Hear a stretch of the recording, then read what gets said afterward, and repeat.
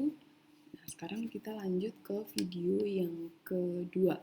Nah, di sini kita akan membahas uji beda rata untuk dua kelompok yang tidak berpasangan. Jadi pakainya uji T independen ya. Di sini ada beberapa alurnya. Kita bisa lihat yang di bawah ini ya.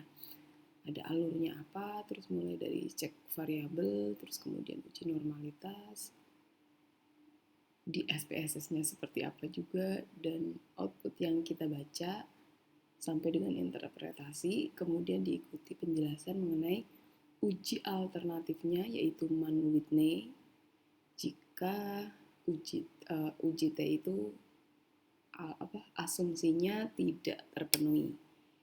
Nah, kemudian di akhir ada beberapa soal juga. Ya, kita langsung mulai saja. Untuk yang pertama, datasetnya pastikan kita menggunakan dataset yang uji T ya. Nah, kemudian ini yang penting untuk dicatat pada setiap analisis, kita wajib mencantumkan beberapa hal ya. Mulai dari tujuan penelitian, hipotesis yang akan diuji itu apa, terus kemudian daftar variabel itu dipastikan mana variabel yang akan kita pakai. Karena kan dalam realitanya itu satu dataset itu isinya ada banyak sekali variabel. Kemudian skala, kode, dan seterusnya di SPSS itu harus sudah sesuai gitu, harus dicek semuanya. Nah, misalnya untuk yang diuji T ini, kita lihat kasusnya dulu. Oh ya, jadi untuk yang detail ini, kita nggak akan bahas untuk semua uji ya, jadi hanya untuk yang pertama saja. Dari kasusnya, di sini peneliti ingin mengetahui apakah terdapat perbedaan rata-rata asupan energi dalam kilokalori antara kelompok ibu bekerja dengan ibu tidak bekerja. Berarti ini jelas ya, perbedaan rata-rata, datanya numerik. Terus kemudian kelompoknya ibu bekerja dan tidak bekerja, ada dua, berarti benar pakai uji T. Kita state tujuannya apa, sesuai dengan kasus tentu saja, lalu hipotesis 0, nggak ada perbedaan, hipotesis alternatif terdapat perbedaan. Nah, baru kemudian kita pastikan variabel mana yang akan kita pakai. Kan karena tadi asupan energi, berarti variabelnya asupan energi, yang itu skalanya numerik. Ini nama variabelnya energi. Untuk asupan energi, variabelnya energi, lalu karena ini di sini nanti sekalian untuk analisis uji yang non parametrik, jadi ada dua variabel energi, tapi yang kita pakai untuk yang uji T energi, asupan energi di hari biasa. Kemudian kelompok ibu bekerja dan tidak bekerja itu ada di variabel yang namanya bekerja. Ini ya nama variabelnya. Terus kemudian labelnya, kalau bekerja iya itu labelnya 1, value-nya 1, dan kalau tidak value-nya 2. Ini harap diingat karena tidak semua pengkodean seperti ini. Jadi kadang ada yang kalau tidak itu 0, kalau iya 1, dan seterusnya. Tapi di sini kita pakai kalau iya 1, kalau tidak 2. Terus kemudian yang lain, measure-nya dipastikan untuk yang status pekerjaan, itu data kategori jadi nominal, dan yang untuk energi itu scale karena numerik. Nah, untuk data variabel dan juga pengkodeannya sudah oke. Kita lanjut ke langkah pertama. Seperti biasa, kita melakukan cek asumsi. Yang pertama untuk cek normalitas dulu. Analyze, descriptive statistic, explore. kita masukkan status bekerja itu variabel yang faktor ya. Untuk yang dependent itu outcome, kan independent variable adalah energi.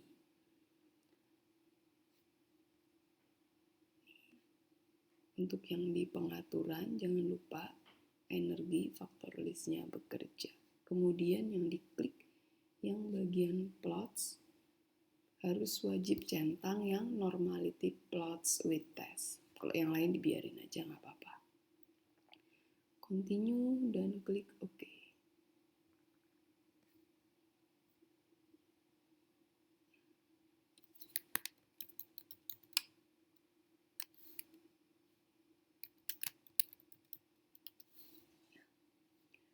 Kemudian akan muncul outcome di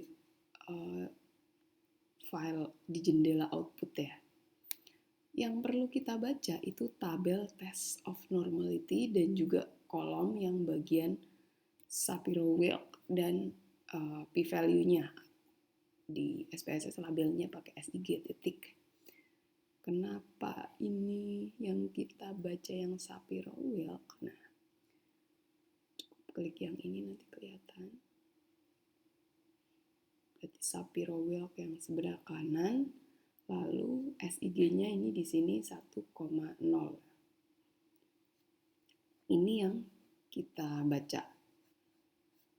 Terus kemudian berarti jelas ya, hasilnya itu asumsi terpenuhi.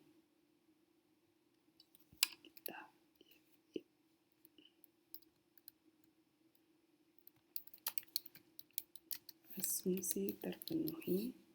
Kemudian kita menjalankan uji T independent, analyze, compare, means. Ingat ini independent t-test, jadi yang dipilih yang independent t-test. Yang dimasukkan di sebelah kanan, test variable. Kita masukkan energi. Yang grouping berarti kelompoknya. Kemudian klik define groups. Tadi ingat 1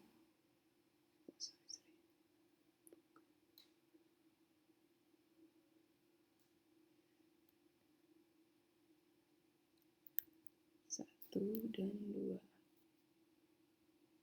Kemudian klik OK.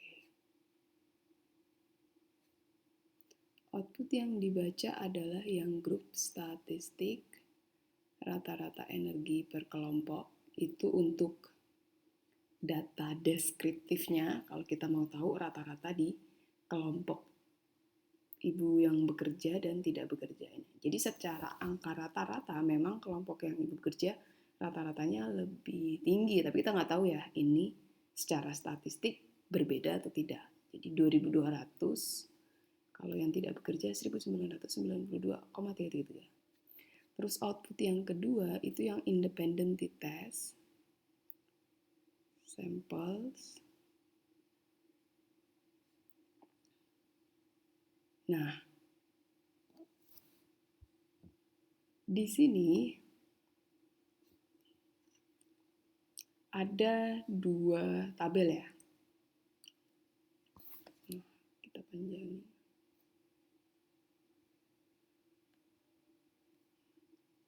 Bisa diklik deh. Ya, ini lebih mudah dilihat. Jadi, yang pertama, cara kita untuk membacanya adalah kita lihat dulu yang p-value dari Levin test yang ini, SIG yang ini. Kalau ininya lebih dari atau sama dengan 0,5, berarti kita baca output dari uji T, output uji T ini yang sebelah kanan.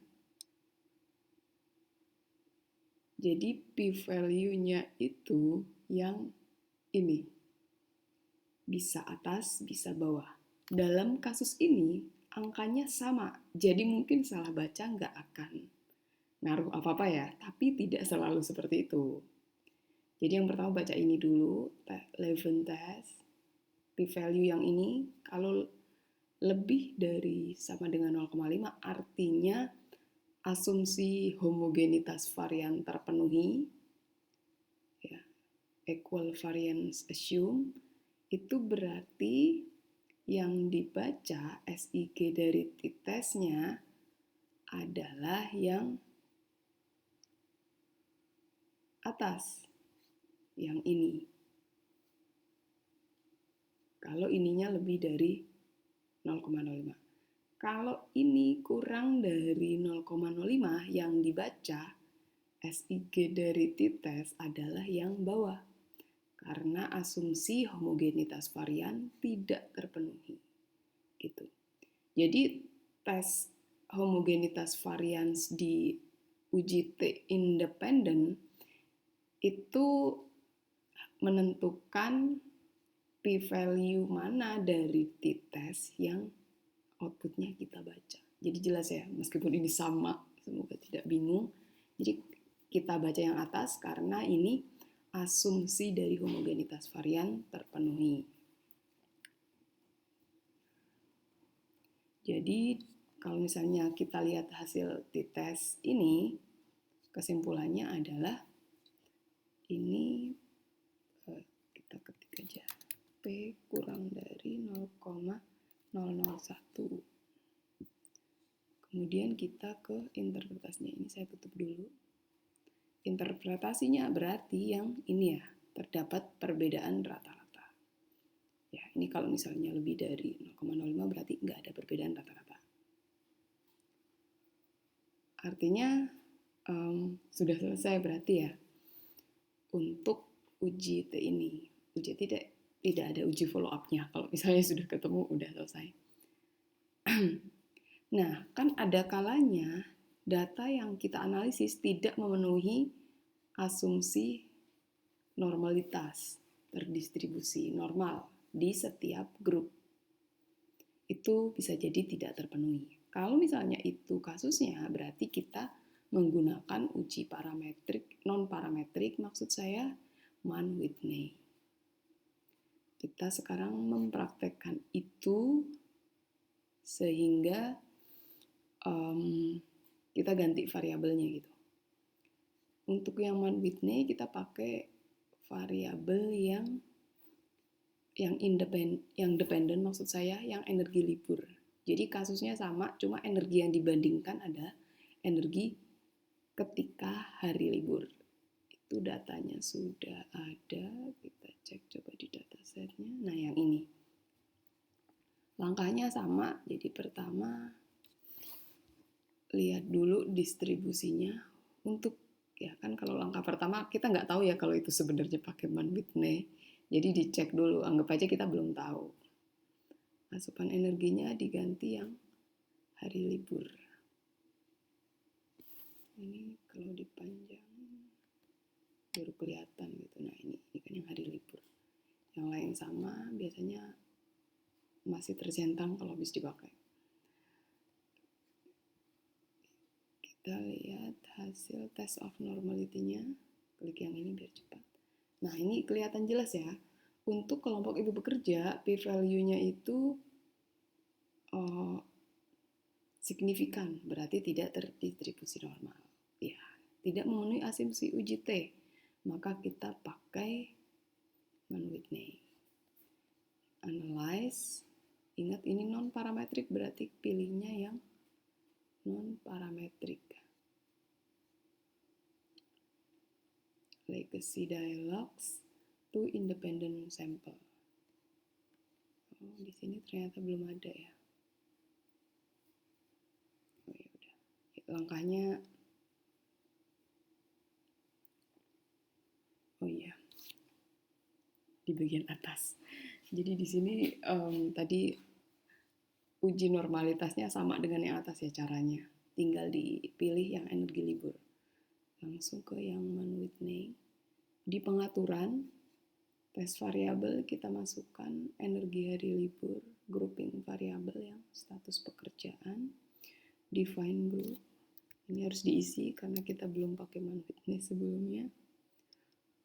Man-witness sudah tercentang secara default biasanya, tinggal klik OK. Output yang dibaca, kita lihat tabel tes statistik.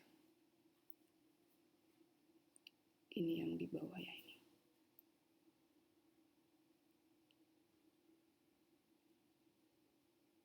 Bisa digedein. Oh ya udah nggak bisa digedein ternyata. Ya, yang SIG asim yang two tail. Jadi yang ini ya. Ini aslinya ternyata segini. Jadi disingkat di SPSS. Kita dapat p-value-nya P kurang dari 0,001. Ingat, itu yang baris two tail ya, bukan yang bawahnya. Ya, interpretasinya sama dengan yang tadi. Karena ini kurang dari 0,05 atau alfa yang kita pakai di sini. Jadi interpretasinya terdapat perbedaan median energi libur antara ibu bekerja dan ibu tidak bekerja. Ya, ini template kesimpulan akhir. Kalau misalnya tadi pakai uji T, berarti berdasarkan uji T independen terdapat perbedaan rata-rata asupan dengan p-value berapa. Kalau man-witness juga sama. Ya. Jadi sebagai penutup, di praktikum ini kita tidak menjalankan dua uji utama sekaligus ya.